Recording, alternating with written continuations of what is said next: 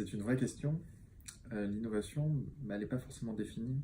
Pour moi, essentiellement, c'est remettre l'usager au centre de l'action publique. Et remettre l'usager au centre de l'action publique, c'est simplifier les usages, c'est désintermédier, c'est que les agents pensent tout de suite réussite de l'action, impact de l'action, compréhension des délibérations, compréhension de l'action de l'administration. Transformer l'action publique, innover, c'est souvent simplifier. C'est souvent mettre moins de contraintes et être plus pertinent dans les réponses qui sont offertes aux citoyens insulaires. Donc l'innovation publique, déjà je parlerai du format. Donc le format il passe par une expérimentation et un regroupement des acteurs publics, collectivités, fonctions publiques territoriales, et aussi l'inclusion des usagers futurs en fait des services proposés.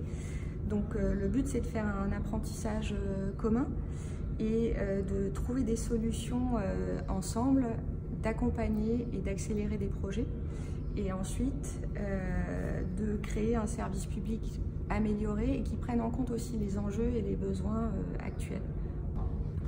Alors l'innovation des politiques publiques, en fait, pour moi, surtout, c'est pour répondre aux enjeux des problématiques territoriales d'aujourd'hui, en apportant des solutions assez simples, accessibles aussi pour l'ensemble des usagers. L'innovation publique, comme son nom l'indique, c'est l'innovation dans la fonction publique. Parce qu'on entend beaucoup parler d'innovation et parfois on a le sentiment que c'est réservé aux startups, à des petites structures agiles. Or, c'est possible aussi dans la fonction publique.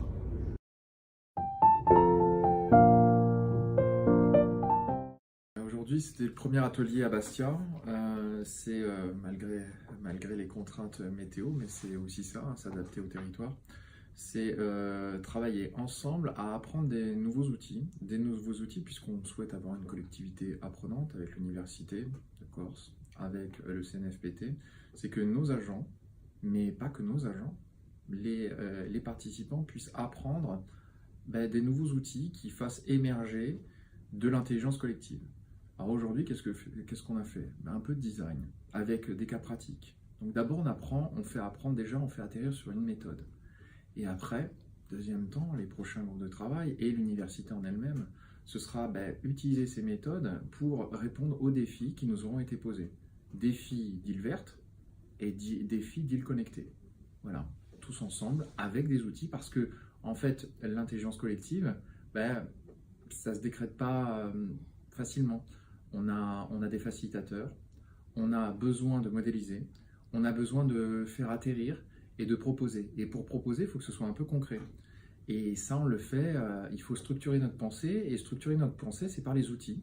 Et à Bastia, aujourd'hui, on a été accompagné, tout le monde a été accompagné, moi-même, mes équipes, les autres, l'université, le CNFPT, les participants des diverses administrations ou usagers qui sont venus, ils ont appris à modéliser, à s'interroger, à faire parler. On a parlé de verbatim, on a essayé de remettre du jeu, c'est-à-dire de repersonnaliser l'impact d'une politique publique ou d'une action.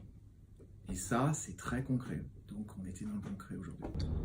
Alors, cet atelier, pour moi, surtout, il était intéressant pour avoir une méthodologie de travail pour mettre en place des innovations, avec cette méthode un peu de design qui est assez innovante en elle-même aussi, et de manière aussi à pouvoir bien poser les problématiques qu'on va avoir, notamment dans cette université d'innovation. Alors le premier atelier qu'on a vécu aujourd'hui, déjà il avait un premier moment fort, c'était la rencontre entre différents interlocuteurs de différentes institutions, et ça je pense que c'est quelque chose d'important puisque ça nous permet d'identifier des alter-ego d'une institution à l'autre. Et après, du point de vue méthodologique, bien sûr, ça nous a permis de réfléchir ensemble, de prototyper ensemble des solutions. Donc on a déjà une méthodologie commune et ça ce sera très utile je pense.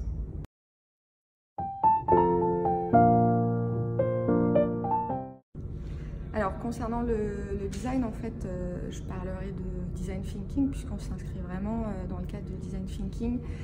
L'intérêt, c'est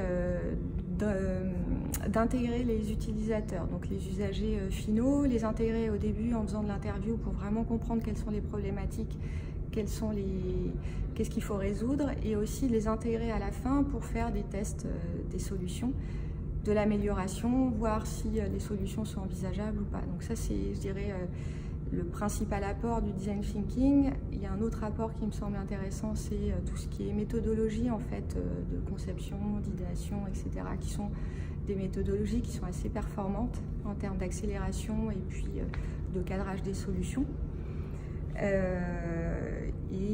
Après, le profil de designer, il a aussi une valeur ajoutée dans tout ce qui est prototypage ou maquettage, puisqu'il va donner un petit peu des clés ou des solutions rapides pour faire une maquette rapide et viable pour être testée.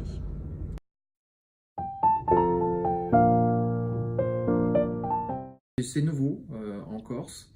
C'est faites partager vos expériences, vos envies. Venez nous parler de ce qui peut faire bouger la Corse, ce qui peut faire bouger l'administration, ce qui peut faire bouger notre relation avec les usagers, avec les élus. Venez nous expliquer ce que vous souhaitez. C'est quoi l'innovation en Corse? C'est parfois des choses très simples auxquelles on n'a pas pensé. Et en fait, c'est vous les acteurs. Venez parce qu'on a besoin de travailler ensemble et de partager un moment ensemble où on va réfléchir à c'est quoi la Corse d'aujourd'hui et peut-être de demain et peut-être d'après-demain. C'est peut-être le numérique, c'est pas forcément le numérique. On le voit avec la crise des Gilets jaunes, c'est aussi un retour quelque part de l'administration au forum, c'est-à-dire à réinvestir l'espace public par des choix intelligents et pas forcément par du saupoudrage d'aide publique. C'est vraiment aider l'usager, qu'il soit entreprise, qu'il soit administré, qu'il soit élu, à réinvestir l'espace public pour que ça l'aide vraiment au quotidien. Parce que derrière, il y a une pression fiscale, il y a de l'argent public, mais après, il y a des initiatives. Et si on crée cette université, c'est vraiment pour essayer d'aider mieux, d'aider tous les jours. Voilà, venez.